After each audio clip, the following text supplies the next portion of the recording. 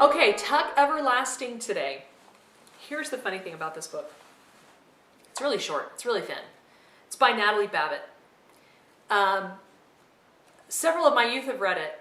Reagan read it several years ago. She's like, I really don't remember anything I could say.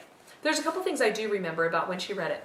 One thing she mentioned was that she watched the movie, and so she really wanted to read the book. Also, it was that transition time when you're ready to read chapter books, but most of them are kind of thick and you're not sure. Some of the ideas in this book might be, I don't know, 11, 12-year-old, 13-year-olds could probably think about it and talk about it. The language is super easy, and it's really, really short. Mine is 133 pages, but it's pretty big font. There's lots of space around, and there's lots of empty pages. Every chapter heading is like this. You know, the text doesn't start till the bottom half of the page, so it's really fast and easy to get through. And I just recently reread it really quick because it was on my mind, and I was thinking about using it for some reading programs. And I remembered that I liked some things that were brought up in the movie, which actually, a couple things that like Tuck says and stuff that are kind of profound in the movie actually aren't in the book. He touches on those in a little bit different way, but he's supposed to be so backwoods and backward that he says it in a much simpler way. But it's the story, if you don't know anything about it, and the movie is worth watching. The book is not a romance, but in the movie they turned it into a romance, makes it a little bit more interesting.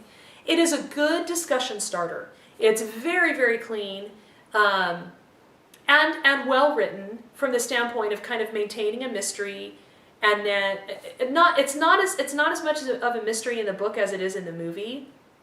What you really get is some character development. I think that's the core of the book. Is you've got a 10-year-old girl who's faced with really major questions, and it starts her thinking. It's part of her maturation. This is when she really goes from being a little girl to being a young woman.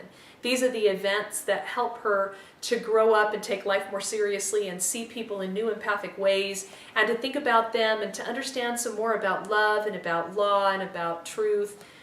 So it's kind of a coming of age, and she is, there's some good character development there where she becomes less self-focused. She becomes more introspective.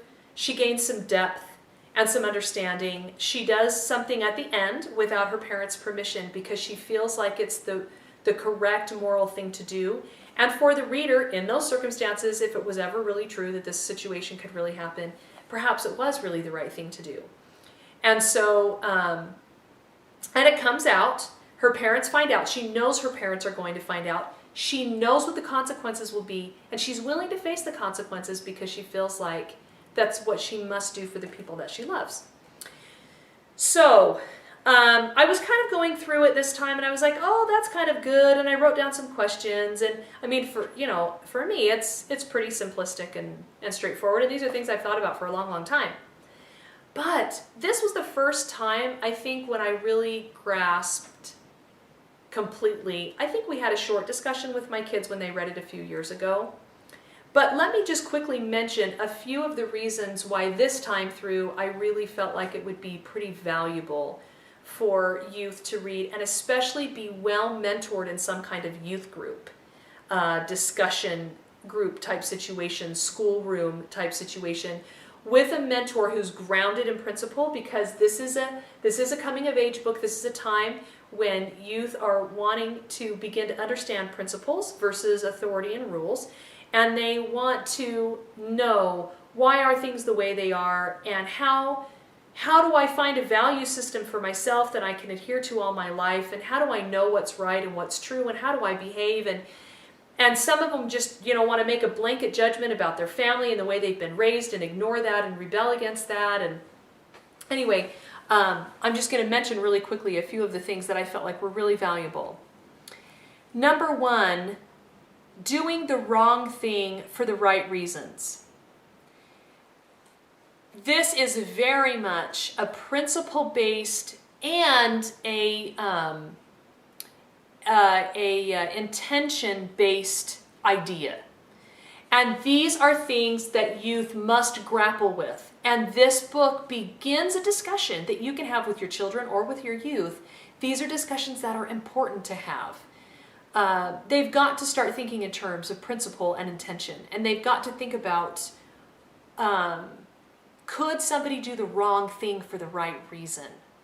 So when May kills a man, when she decides to go to the prison and stand in her place, it represents somebody doing the wrong thing for the right reason. And in order to have true empathy for other human beings and to become good citizens, good parents, good workers, good owners, youth have to face these questions and answer them for themselves, and it has to tie in harmoniously with the value system that they adopt.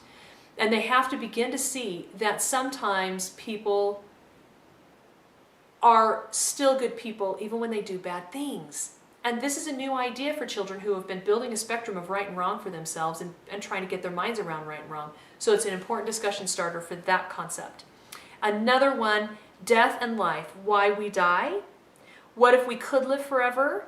Someday we'll have to face death. All of these things are also things that begin to become real in young adult life, in youth and young adulthood. Because they're transitioning from the family environment to being a true individual, to being accepted on their own terms and merits in the world of other youth and other adults. And they have to stand on their own 2 feet. And they have to be able to defend their own ideas as their own. They can no longer say to themselves or to other people, I believe this because it's what my mom said. It's what we did at my house. That doesn't work. They have to be able to, in order to not look like an idiot, they have to be able to say what they believe and why that's what they believe. And death, the idea of death, dying someday, having to live life, one of the things that they say in the movie that they don't say in the book is Tuck says to Winnie, he says, Winnie, don't be afraid of death, be afraid of the unlived life. He says something kind of like that in the book. He doesn't say those words, but it's a valuable idea to ponder. You're going to die someday. You've got to create your own life. Your parents aren't going to coddle you forever. What life are you going to create? And I do feel like that this whole wave of kidults, this really disturbing statistic about, 25 and 30% of 35-year-olds still living at home, and 50% of 20-year-olds living at home, 25-year-olds, 28-year-olds living at home. These are individuals who aren't being prepared and armed. They aren't sure what they believe, and they aren't sure how to answer those questions, and they don't know how to face real life on their own, and they're scared of really living, of really taking responsibility for themselves, and they need to. And so these are all things that you can begin to discuss with your children, because they're concepts and ideas that they must learn and embrace. Another one, wanting to do something important. She brings this up several times. This is a longing that is developed in the youth years. Youth want to do something important. They want to stand out in the world. And they'll go to all kinds of extremes. They'll do piercings and tattoos. They'll wear certain clothing. They'll engage in certain behaviors. Or they'll play on an instrument all day long. Whatever they have to do that they feel is going to make them stand out in the world and have an identity, again, apart from the family unit. And so this begins a conversation about, do you have that longing to do something important, and how could you do something important, and what would be something that would be truly important, that would truly benefit you and humanity, and how could you prepare to do that? So important to discuss with youth. Another one, overprotective parents and the need for independence. I've touched on this already, but it's so important. Also the concept of trust. Her parents trusting her trusting her parents, recognizing that she may be decreasing the trust that her parents have in her, and how is trust built and how is trust decayed, and can parents be open when children need to talk about things that are difficult for them?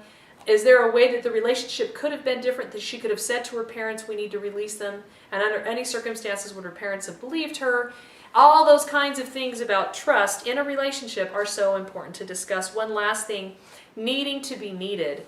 One of the things that really is a character developing issue for Winnie, and that really helps her to grow up. She knows that she needs something. She's longing for something, but she doesn't know what it is. And she recognizes later in the book that what she really wanted, she wanted to do something that was important, but she also really wanted to be needed. She needed to be needed. And one of the things that was really endearing for her about the Fosters was that in some way they needed her, and no one in her life had really needed her, like really needed her in an important way until this moment. And it made her feel more responsible, more important, and happier. So this idea, what can youth do in order to feel needed in the world, and how can we create for them a place where they're needed? So it was if you'll focus on those things in your discussion and bring those to the foreground and let the youth discuss them thoroughly, and don't ask those closed-ended questions. Don't fish for answers. Don't tell them that you have the right answer. Ask open-ended questions and let them talk, and don't make judgment calls on everything that they say that makes you a little concerned. Let them develop as they need to develop. Always teach the principles, and do not let them draw conclusions from a discussion that would be harmful for them. But definitely let them learn through discussing this book and other books.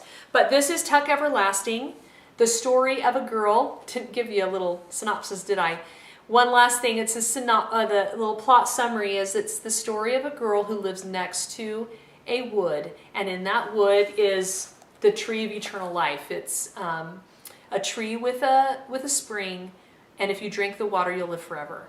And she meets the family who drank the water, and they're living forever, and they convince her. And this is also interesting too, because she never really has concrete proof.